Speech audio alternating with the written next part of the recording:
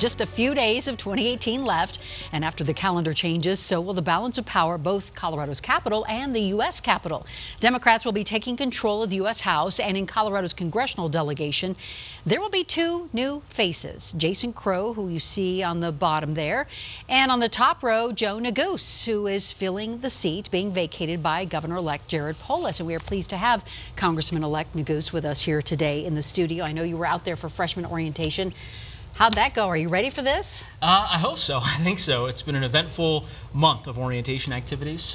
There's a lot of excitement and energy, I think, right now in Washington with this new historic freshman class. It's incredibly diverse, and I think a class that has a lot of young, idealistic members who are ready to get to work for the American people. So it's an exciting time. And you also make history here in Colorado as the first African American. Are you still pinching yourself that you were elected?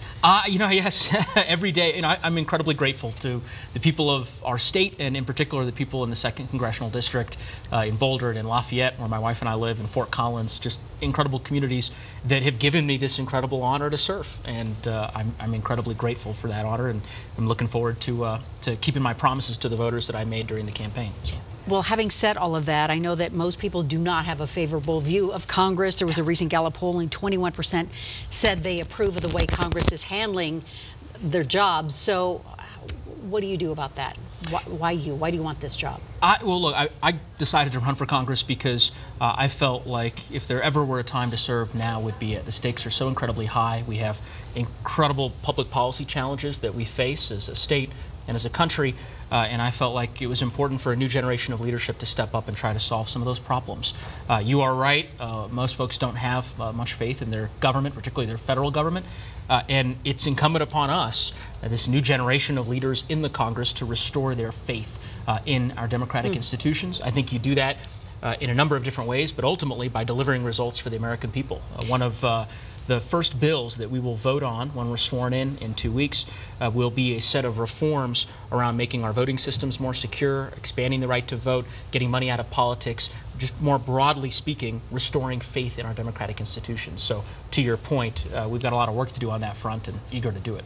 And your family story is the U.S. immigrant story. So talk to me, let's talk about some specific issues, but the issues regarding the wall and the way people are being processed right now as they come into the States. What's your view on that? Yeah, well, so just with respect to my family's history, as you know, I'm a son of immigrants. My parents came here as refugees from a small country in East Africa called Eritrea.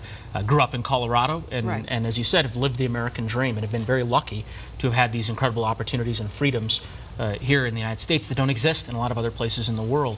And so, of course, seeing what the administration is doing with respect to the shameful way in which they have treated immigrants, the undermining of our refugee laws, and this notion that that we will, be decreasing the number of refugees that the United States accepts, and then, of course, the immoral and unjust actions that have happened on our southern border, right, separating children from their parents. I find all of it to be deeply disheartening. It's a big reason why I ran for Congress. I think we need comprehensive immigration reform. We need an immigration policy that is humane, that recognizes the incredible contributions that immigrants make to our country and here to our state in Colorado. So a lot to do in that regard. Sure, and talk about health care, because we know that a judge just recently ruled or struck down the Affordable Care Act. Where do you stand? What's your plan for health care? So I come at it from the premise that ultimately no family should go bankrupt if, God forbid, a loved one gets sick. So I believe in universal health care. I'm excited at the prospects here at the state level with, of course, my predecessor in Congress and now our governor, Jared Polis, who has a number of plans in that regard at the state level. At the federal level, I support a Medicare for All type plan, which Congressman Polis also supported. I think that there is momentum building. We have over 150 co-sponsors in the last Congress. I think that number will grow. But in the meantime, I also think there are improvements that can be made to the Affordable Care Act. And to your point, obviously the federal judge down south just recently ruled a provision of the Affordable Care Act unconstitutional. I think that ruling was wrong. Of course, it is a byproduct of the actions that this Congress, the 115th Congress, took in terms of repealing the individual mandate and so forth. So in any event, health care is going to be, I think, top of mind for this Congress in the next session, and I plan to be a part of those policy battles. Well, it's huge for all, I think, everyone in this country right now. What else? What else is on top of your list for priorities?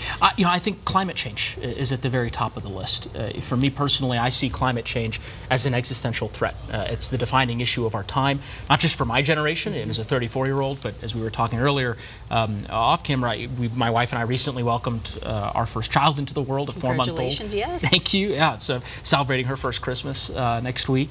And, you know, and I think of Natalie and her generation, right? I mean, ultimately, all the work that we're doing is ensuring that the world she inherits is better than the one that perhaps you and I inherited. And so we have a very short runway, you know, for folks who have read the IPCC report or the more recent study that was released by this administration. It clearly shows that we are in the midst of a planetary crisis and that we don't have a long time to get it right. So moving the needle in a substantial way with respect to fighting climate change, promoting renewable energies, transitioning to a 100% renewable energy future, I think all of that needs to be at the top of the list for the Democratic majority in the Congress. So with less than a minute now, is there someone who you model yourself after? I mean, you're taking this job, this brand new job for you. So is there someone who you see as a model that you want to do things because this person, I don't know, paved the road for you? I mean, in terms of folks in Congress, there are so many people who I think have served our country admirably and continue to serve. I, of course, come from a district where we've had